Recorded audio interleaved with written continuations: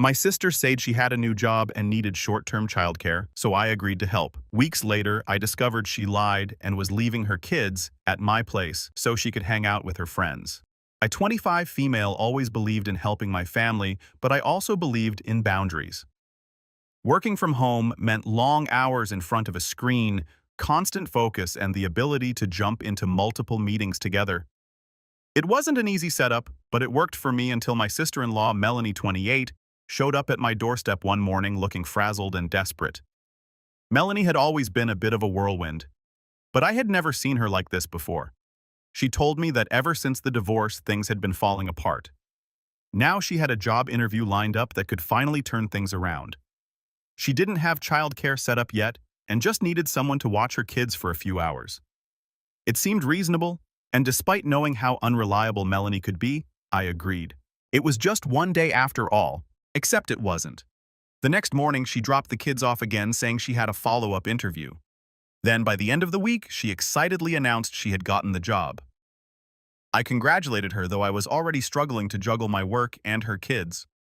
Every morning, she would drop them off early and vanish, only returning in the evening to pick them up. At first, I told myself it was temporary. She just needed some time to get settled. But as weeks passed, it became clear Melanie had no intention of finding alternative childcare. She never mentioned looking for a daycare or hiring a sitter. She just kept bringing the kids over like this was some kind of permanent arrangement.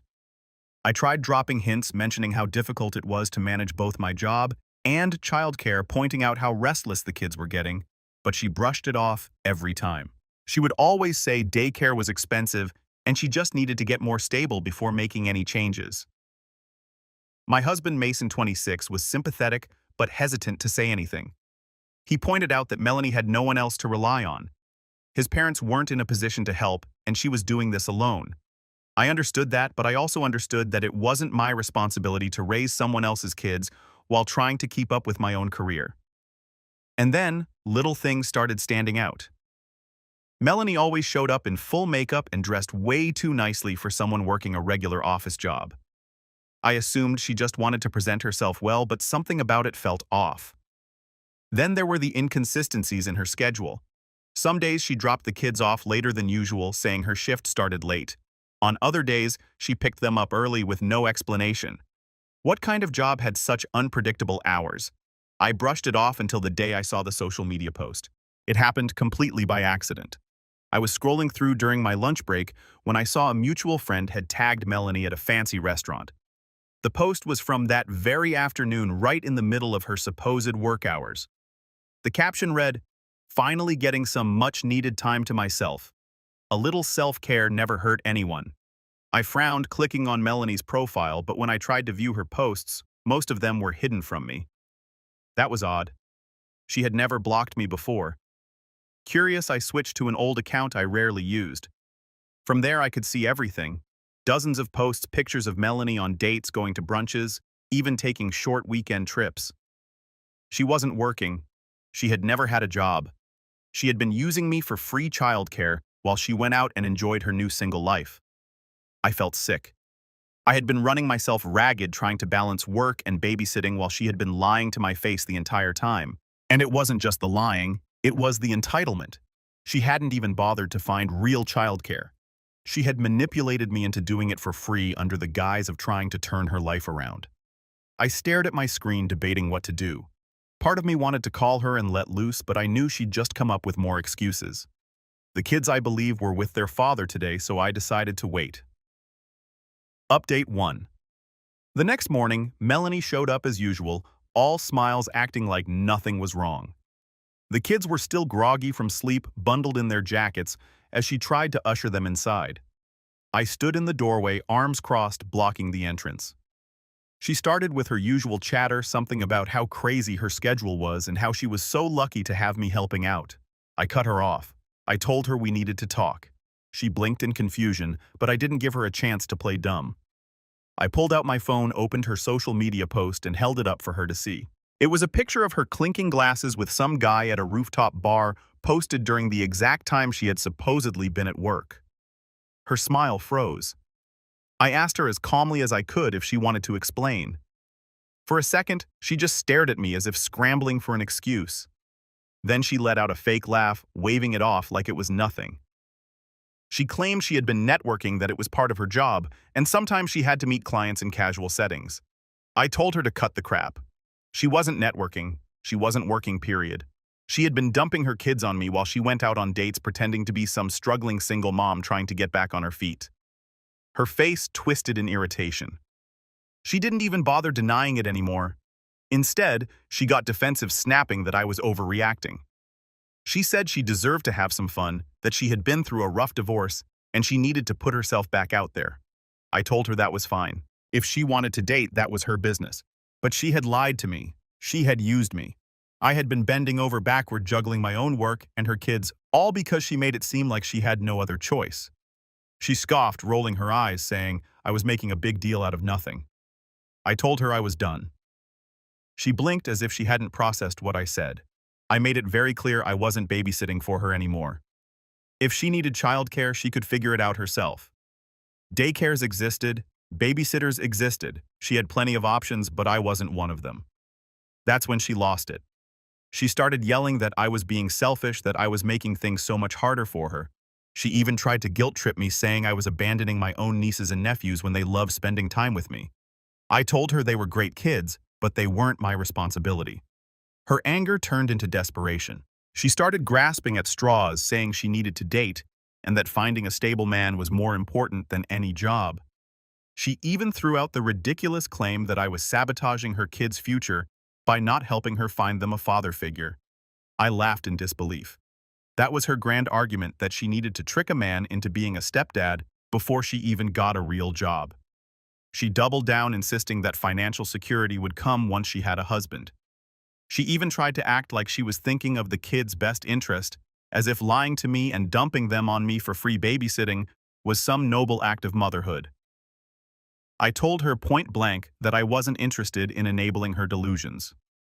If she wanted a man to take care of her, that was her choice. But she wasn't going to use me as a stepping stone to make it happen. That's when the tears started.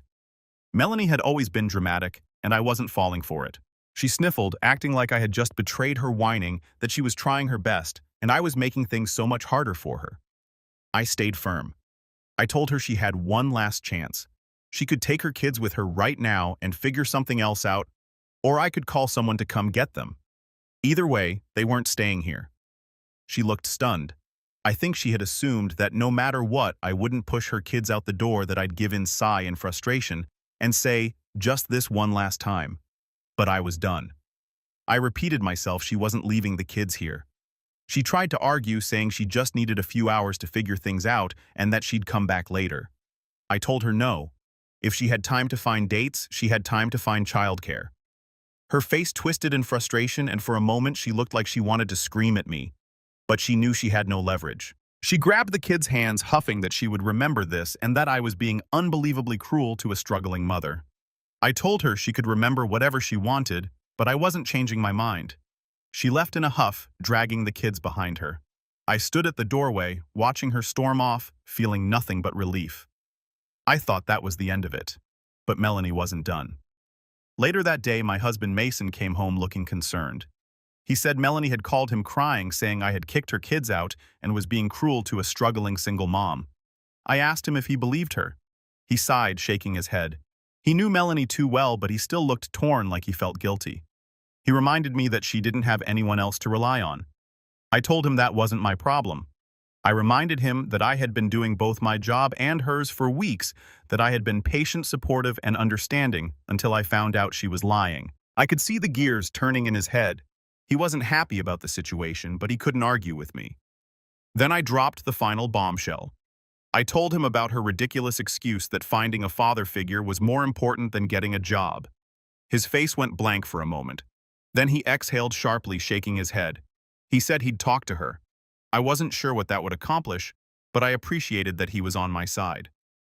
Update 2. I had expected Melanie to throw a fit, maybe even try to guilt-trip me a little more, but I hadn't anticipated just how far she was willing to take it. For the next 2 days, I didn't hear from her. On the third day, my phone buzzed with a notification, a social media post. Melanie had written a long, dramatic post about how certain people in her life had abandoned her in her time of need. She painted herself as a struggling single mom just trying to do her best, only to be cruelly turned away by someone who should have been there for her. The post didn't mention my name, but it didn't need to.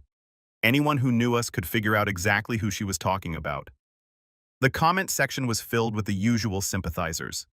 Her friends chimed in with messages like, "You're such a strong mama, you deserve better." And some people just don't understand what it's like to be a single mom. Then there were the more pointed comments. "Wow, I can't believe someone in your own family would do that to you. Who needs that kind of negativity in their life? You and your babies deserve better." I rolled my eyes and put my phone down. I wasn't going to engage. I wasn't going to defend myself to a bunch of strangers who had no idea what was actually going on. But Melanie wasn't satisfied with just getting online sympathy. An hour later, my phone rang. It was my mother-in-law. I debated not answering, but I knew if I ignored her, she'd just keep calling. The moment I picked up, she jumped straight in. She sounded breathless, like she had been ranting before I even said hello. She asked how I could turn my back on family, saying that Melanie was struggling and that I had humiliated her by refusing to help. I asked her if Melanie had told her the truth, that she wasn't actually working, that she had been lying to me and dumping her kids on me while she went on dates. There was a pause. Then my mother-in-law let out a heavy sigh. She said Melanie might have exaggerated a little, but wasn't it understandable? Wasn't she just trying to get back on her feet? I told her that finding a husband wasn't the same thing as getting back on her feet. She huffed like I was being unreasonable, then asked why I couldn't just help out for a little while longer. I told her I had my own job, my own responsibilities, and I wasn't going to be manipulated into watching Melanie's kids just because she didn't want to pay for childcare. My mother-in-law sighed again, this time deeper, like she was so disappointed in me. She said she had hoped I would be more understanding, but if I was going to be so cold about it, then fine. I told her that was perfectly fine by me, and I hung up. I barely had a moment to breathe before my husband Mason walked into the room looking tense. He had just gotten off the phone with his mother. He sighed, rubbing his face, saying he knew this was going to happen. He admitted that his mother had always babied Melanie, and now that Melanie had stirred up drama, she was falling right into her usual role, guilt-tripping everyone into doing what Melanie wanted. I asked him if he thought I had done something wrong. He immediately said no. He knew what his sister was like. He knew she had taken advantage of me, but he also knew that his mother wasn't going to let this go anytime soon. I told him that was her problem, not mine. That night, I got a text from Melanie. It was short, passive-aggressive. She said she hoped I was happy that my selfishness was going to ruin her kids' future, and that when they grew up to be bitter and broken, it would be my fault. I didn't respond. I thought that was the end of it. But Melanie had one last card to play. The next day, I got another call, this time from one of Mason's aunts, a woman who usually stayed out of family drama. She sounded hesitant, like she wasn't sure if she should even be calling me. She said she had heard some things and wanted to know my side of the story. I appreciated that. Unlike my mother-in-law, she wasn't jumping to conclusions. So I told her. I laid it all out, the lies, the manipulation, the way Melanie had tried to use me as a free babysitter while she ran around looking for a new husband. The aunt let out a long sigh. She said this wasn't the first time Melanie had pulled something like this. Apparently, before the divorce, Melanie had a habit of leaning on family whenever she wanted an easy way out of responsibility. Then she said something that stuck with me. She said, "You know, it's funny. When Melanie needs something, she talks about family nonstop. But when she's fine, when she's got what she wants, she doesn't even bother checking in on the rest of us." That hit me because it was true. Melanie only talked about family helping family when it benefited her. I thanked the aunt for calling, and she told me to just ignore the drama. She said people like Melanie thrived on attention, and the best thing I could do was refuse to give her any. She was right. So that's exactly what I did. Melanie kept up the pity party online for another few days, but when she realized I wasn't engaging, she slowly lost steam. The comments dwindled, the sympathy dried up, and just like that, she moved on. Update 3. A week later, I got another text. This time it wasn't from Melanie. It was from Mason's mother, and all it said was, "I hope you're ready to live with the consequences of your actions." I had no idea what she meant, but I was about to find out. It was dramatic, vague, and completely unnecessary, exactly like something she'd say when she was trying to stir up trouble. I showed the message to Mason and asked if he had any idea what she was talking about.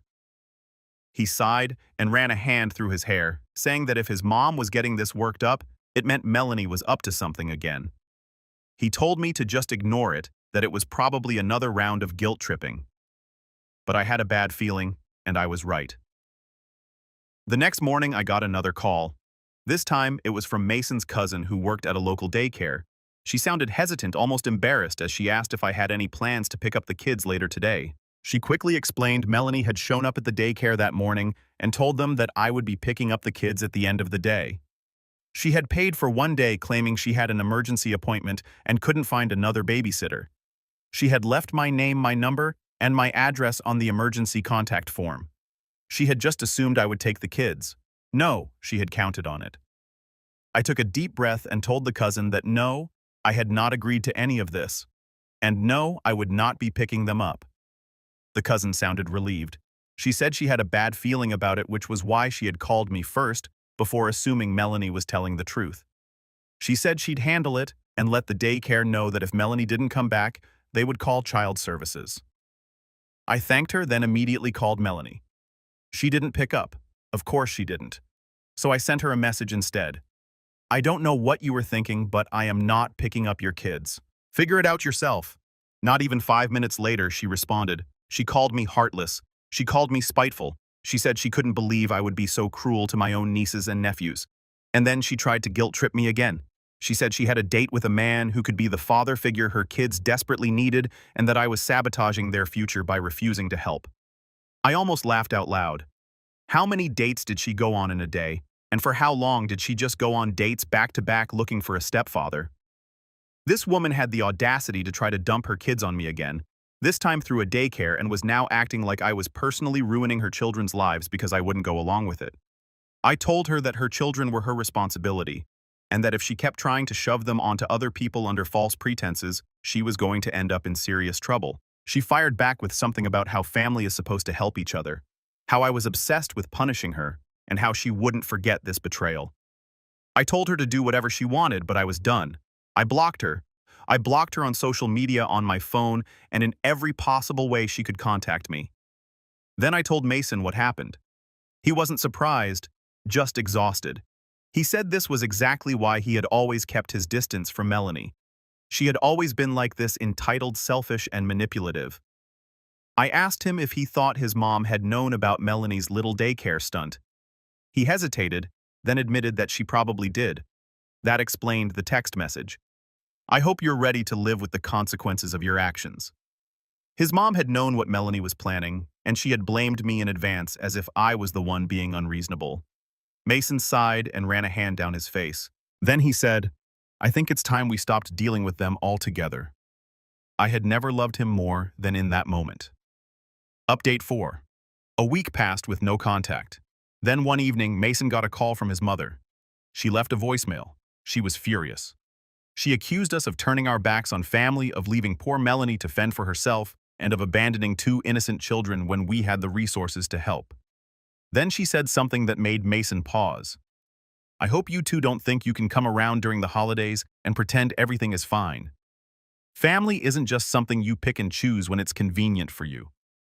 I saw the way Mason's jaw tightened as he listened to the message. Then he deleted it without responding.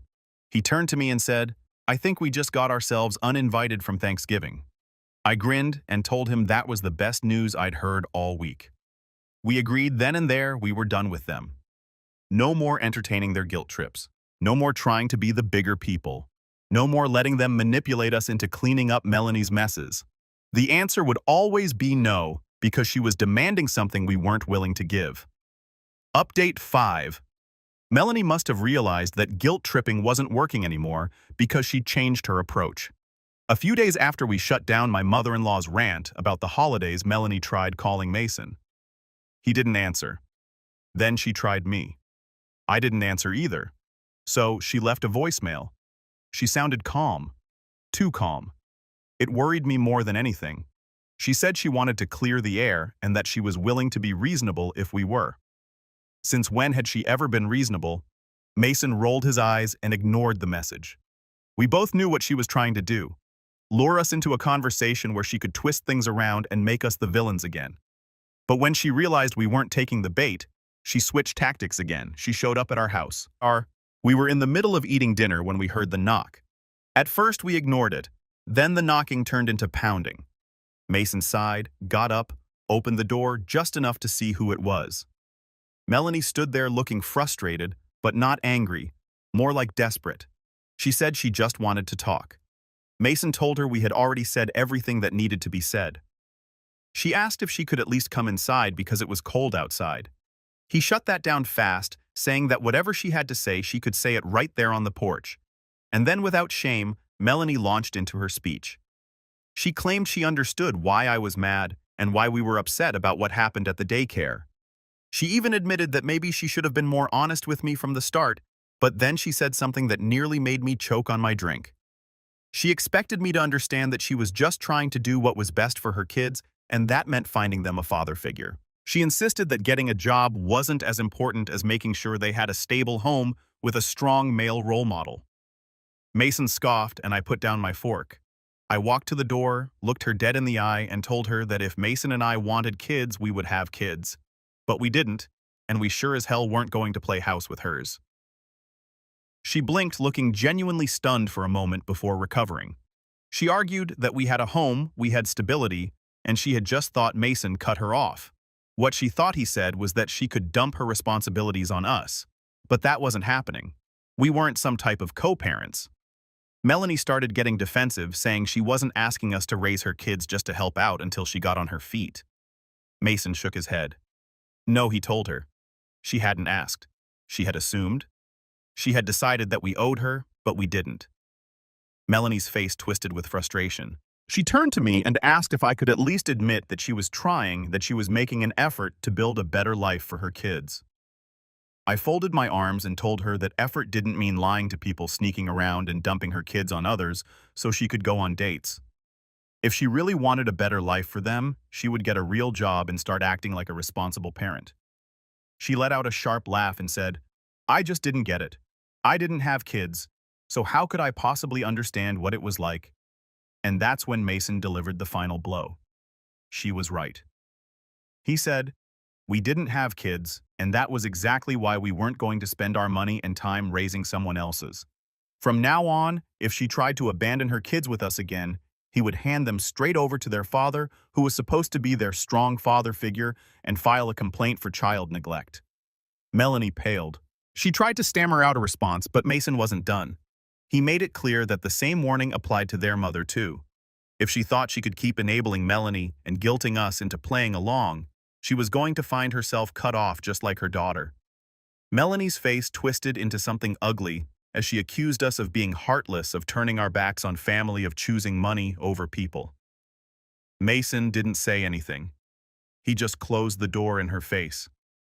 That night, as I sat back with a glass of wine, I thought about everything.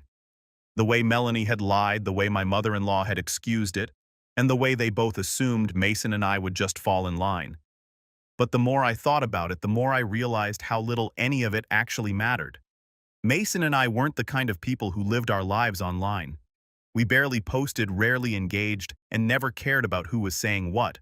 That was probably why I hadn't reacted to Melanie's ridiculous post when I first saw it, because what was the point?